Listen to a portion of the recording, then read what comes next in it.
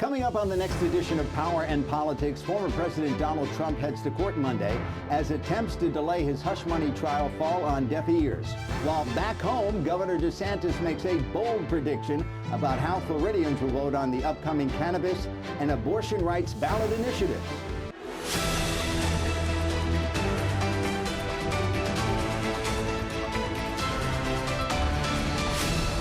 Hello and welcome to another edition of Power and Politics. I'm your host, Frank Cipolla. Power and Politics is an unbiased weekly look at the top stories affecting the state, with a special emphasis on the psychology behind the decisions and issues that affect our lives. We want to take a moment to say hello to our many viewers watching as they do every week on stations throughout the state, including stations in Miami, Orlando, Pensacola, Gainesville, Jacksonville, and elsewhere.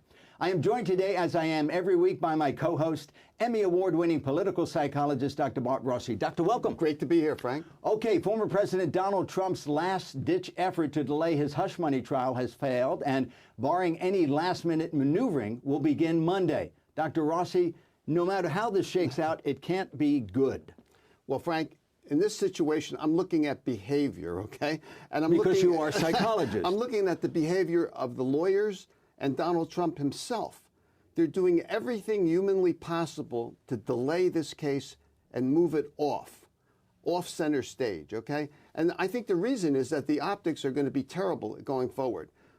Paying money to a porn star may not be that bad for a lot of people, but relating it to election interference and then covering it up and fraudulently cooking the books, it can't look good for the former president as this unravels in front of everyone's eyes for a couple of weeks. All of this, of course, allegedly. Allegedly, yes. But if he wins this case, right, that, for him at least, is good optics. Well, yes, if he could win this case. Now, what's happened here, though, it's not just based on testimony, apparently, and we're going to find out for sure, but it's a paper case, they say, which a little bit odd for me as a psychologist, a paper case. But what it means is that there's a lot of evidence, bank records as to where the money came from and what he actually did and what he actually said. So the president, former president, said. So the optics can't look good here, and it may be the most damaging of all the cases in terms of how it looks. Well, do you think his supporters will care? His key supporters may not care at all. However, what about those people who are not sure about Donald J. Trump? They may even like him, but with a conviction, it could be a different ballgame. You're talking about independents and most likely women voters as well. Right. Yes. Okay. Yes. Well, the former president also out with his stand on the controversial issue of abortion rights, saying it should be left up to the states. That satisfied just about no one because the supporters of abortion rights say, well, that's not really a stand. And those who are counting on him, should he be elected to have a national ban on abortion, don't like it as well. Well, Frank, look at the psychology here. He says it should be the states, okay? Well, that means then any state that bans abortion is okay with him. I don't think that's going to resonate very well. It's not going to look good here in Florida because a lot of people, including Republicans, want abortion rights. Republican women, independent women here in Florida, they want that. So I think this is really the hottest issue for sure. Oh, and I agree with you.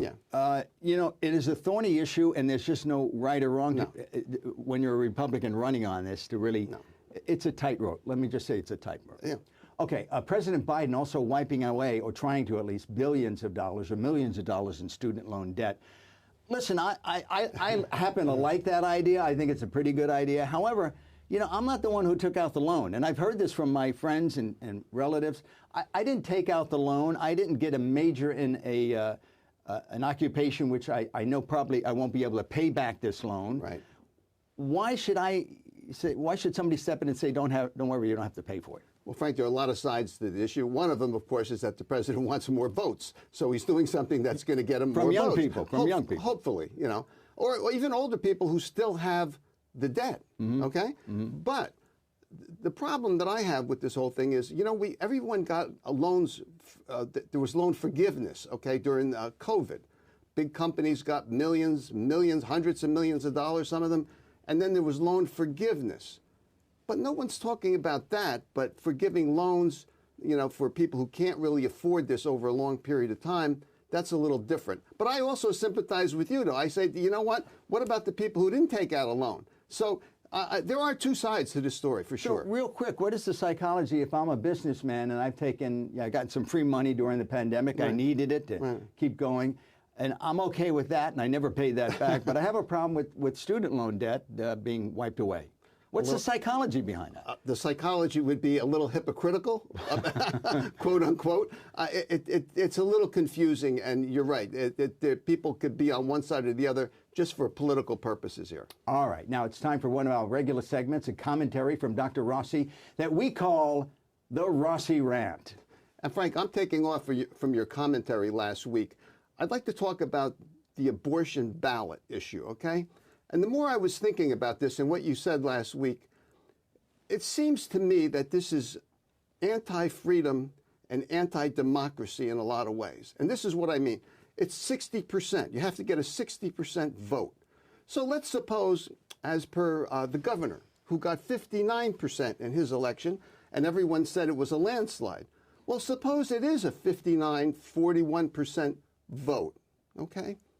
Well, then the winners are the loser. And the minority is now taking over control of the majority.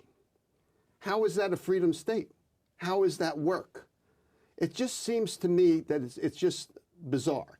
And there's a word for this in psychology. Oh, there is. There's a word. I count on you for that. Yes, cognitive dissonance. What it really means is that when you see things that are contradictory or awkward, your mind can't get around it, can't figure it out. And that's what this is. All right, from the political psychologist, we thank you. All right, coming up, Governor DeSantis predicts how Floridians will vote when it comes to what he calls radical ballot measures. Is he right? When Power and Politics continues. Welcome back to Power and Politics. I'm Frank Zappola, joined by political psychologist Dr. Bart Rossi. Florida Governor Ron DeSantis is predicting voters will reject what he calls radical ballot measures on abortion rights and recreational marijuana. The Florida Supreme Court voted to allow abortion and recreational marijuana measures to be on the ballot this November, but both require more than 60% of voters in order for them to be approved. Doctor, this is a bold prediction by the governor. Right. Is he right, or is he whistling past the graveyard? I think he'll be very much wrong in this prediction. And I think that what's happened here is that he still feels he has to be that arch conservative. He has to promote his point of view, his mindset, his frame of reference, if you will, in terms of how he operates. And that's what he's saying. And then if he doesn't win on this, if it goes the other way, he'll come up with another reason later. Yeah, but I've heard you say this before. We've had conversations about this before. But it didn't work when he ran for president, this radical viewpoint. Why does he think if it stays the way it is, it will make him more appealing in 2028 if he decides to run? It didn't fly this time around. Frank, that is a great question. It really is a good one, because he should know now that it's a loser. Yeah, it's a loser.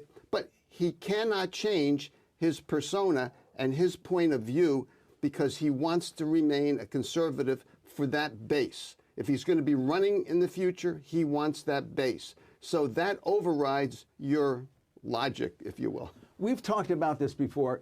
Not too many people might remember this, but when President Clinton, who was Governor Clinton at the time in Arkansas, ran and won the governorship, he lost it 4 years later. And he spent the next 4 years talking to everyone about what I did right and wrong. And he learned, and then he was reelected again. Governor went on to become president. Does he have the personality, DeSantis I'm talking about now, does he have the personality to take some advice and moderate a little bit so he's a bit more appealing come 2028, again, if he decides to run? Well, Frank, you're touching on something that, of course, we talk about here a lot, a winning personality. Yes. And the traits. You mentioned Clinton, but also I'd like to mention Ronald Reagan. He compromised all the time. Mm-hmm. He actually worked at compromising and being a better person. He said that it made him a better person. Can the governor look at that and make a change in himself and how he operates? It doesn't look like he wants to do that. Initially, he does not want to do that. He doesn't want to go there. Initially, the answer to that question is no. Yes. Okay. All right. It is official. The Earth has been, last 10 months, the hottest it's ever been. Since they started keeping records. There is a bill in Florida requiring employers to provide protections for workers out in the heat. It's still sitting on the governor's desk. To me, this is a no-brainer. If you're an employee, you want your employees to be as comfortable and as healthy as possible, not providing simple things like water or break when it goes over X amount of degrees. It doesn't make sense to me. What's the psychology behind The psychology here is that climate is a political issue for a lot of people. Even people who aren't that much into politics, they don't want to hear about the fact that there's climate change. They really don't want to believe it, and it's taking on this tinge of political intrigue when it comes to climate change. They don't want to believe it, and it results in some kind of real oddball thinking because it's here. Scientists can measure the carbon in the atmosphere. We know it's here. I have friends who are convinced it means nothing. Yeah. That it is not here, that climate change does not exist. I have friends who have said that to me. Well, why are there thousands and thousands of articles written around the globe by experts who can measure the carbon in the air and know that climate change is real? How do they deal with that? Well, they deny it. Denial and repression. Okay. All right, we're bouncing around a little bit, but I'd like to go back to Governor DeSantis for just a moment, because the good governor from the great state of Florida had somewhat of a thank you fundraiser. And if you know anything about politics, what they generally do, if you're interested in running the next time, is you wait until this election is over, and then you start gearing up and holding fundraisers. He held this fundraiser, 7 months before Election Day? Did not once mention Donald Trump. Why would you do this? Is it sticking a hot poker in the eye of Donald Trump to do this before the election? I don't think it's that at all. I think it goes back to what we have said all along. It's his personality. The governor has his personality, and he thinks he's right. And it's pretty much his way or the highway, and he operates that way, and he wants everyone else to know that that's how he operates. I'm not criticizing him for saying this. That's him. It is him. And I think that he believes that he should do a fundraiser now. He's going to do it. And if it doesn't make political sense, if it's tone deaf, he's not thinking that way. He's thinking about what might be good for him and how he operates. And that's what it is. It's more about his personality. Does it help him if President Biden wins re-election this time around, going into 2028, if Governor DeSantis decides to run? Or does it help him if Donald Trump wins this time around? Actually, I think it helps the governor a lot if Trump wins. You do? I do. Because then he'll play ball with Donald Trump as best he can. And then he'll hope that if he runs again, the governor will get the base, the Republican base. But wouldn't the contrast be more effective? Here we have President Biden, whom DeSantis disagrees with. Wouldn't that be better for him? No, it's more risky, because what happens if Biden has a pretty good 4 years? I mean, the base is there for Donald Trump. It's going to be there years from now. They're not changing. They're not modifying their behavior. And governor wants that base. Even minus Donald Trump, you think? That base will still be there?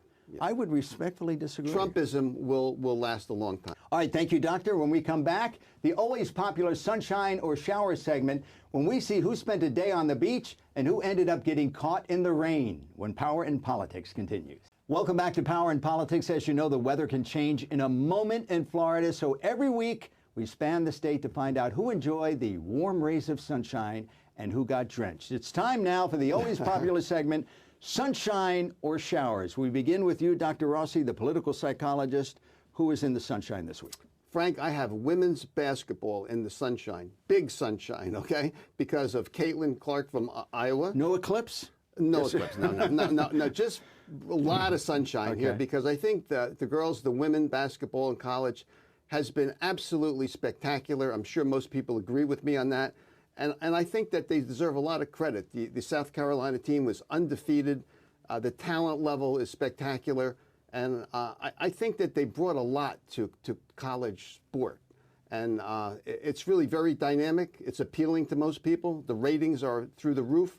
So my hat's off and the sun shines out. All right. Usually do a sports theme, and I appreciate that. Sometimes I like that. But what do you have? Oh, you're asking me. What do you have in sunshine? Yeah, please. Sunshine. Give me something good. You know, I have the Mexico Beach Artificial Reef Association. Are you familiar with them? A little bit, not much. Mexico Beach is just south of Panama City, and by the way, we are seen in Panama City, so if you're watching, you'll know what I'm talking about. But they got together, the Mexico Beach Artificial Reef Association, and they hauled out 47 5,000-pound artificial reefs, sunk them offshore to promote sea life, great for the environment. So Right. again, the Mexico Beach Artificial Reef Association is in the sunshine this week for me. And who do you have this week in the showers, Frank? Who do Very you have? good, just like we rehearsed I'm it. going back at you now. Okay. Well, you know, I got to put Pastor Matt Baker in the shower. You know who Pastor Matt Baker is? Does anybody know who Pastor Matt Baker is? I did read the article. I have trouble reading it, but go ahead. He is from the Trinity Christian Academy in Lake Worth Beach, Florida. They have an Autism Awareness Week where the kids in the academy dress up in blue on one day and wear their favorite outfit on the next day. And then they have some fun with it, but they're bringing awareness to autism, which is a serious malady. And, you know, by all means, we should know more about that. But Pastor Matt Baker says that it is demonic. His words. Demonic. He calls Autism Awareness Week and what they do in his particular academy demonic. And he is in the showers. Pastor Matt Baker is in the showers this week. You know, Frank, it's hard to actually try Fathom that, to even right. try to understand what you're saying, actually. But it's true, I'm sure. All right, now it's my turn to do this. Who is in the showers for you this week? Well, Frank, I have the state of Florida for sure in the showers, and any state across the country that has a 60% rule on any ballot initiative. Think about it, as I said in my rant. The winner in an overwhelming majority, let's say it's 59% or 58%, becomes the loser, as I said in my rant. It makes no sense, and we need to really do something to have a 50% margin in all cases. That's what we need. Well, if you have a 50% margin, obviously if it's 51% or 50% plus one vote, you have a majority. You have a majority, and you have freedom, and you have democracy. And you have the voters or the residents of that state saying, we want this and we voted for this. But when you don't have that, what you have is an unlevel playing field. And you have the minority controlling the majority. That's not a democracy, and that's not freedom. Which we have talked about again and again. Yes. All right. Coming up, it's time for a break. When we return, a commentary by yours truly titled, Let's Be Frank, when Power and Politics continues. Welcome back to Power and Politics. There are two ways to look at the latest legal machinations ongoing when it comes to former President Donald Trump, including his hush money trial set to start Monday. Some believe it's election interference, the powers that be, whoever they may be, doing all they can to further sully the former president's reputation and keep him from winning the White House. However, the former president is accused of some things that require a court case and a verdict, either convicting him or exonerating him. This reporter grew up watching Donald Trump and before him his father, Fred. They were builders in New York City. They were also involved in various lawsuits that are so common in that industry. These lawsuits were handled deploying a strategy that we all have now become very familiar with. A lawsuit is filed, and frivolous or not, it's challenged, delayed, or wrapped up with an out-of-court settlement. This is not political. This is just a reporter asking a question. Whether legitimate or not, wouldn't someone accused of things like using campaign money to pay a porn star he had sex with for her silence, or allegedly asking a campaign official in Georgia to find votes to change the election, want to clear his name? These delays on top of delays tell me maybe not. Should the former president and his legal team do all they can to prepare for his defense and have the proper amount of time to do so? Of course. Should the strategy be waiting to the last minute to file another request for a delay and then doing it again and again proper? I'll let you decide. The bigger issue is, guilty or not, don't we as American citizens deserve to know whether the former president did what he's accused of before the election?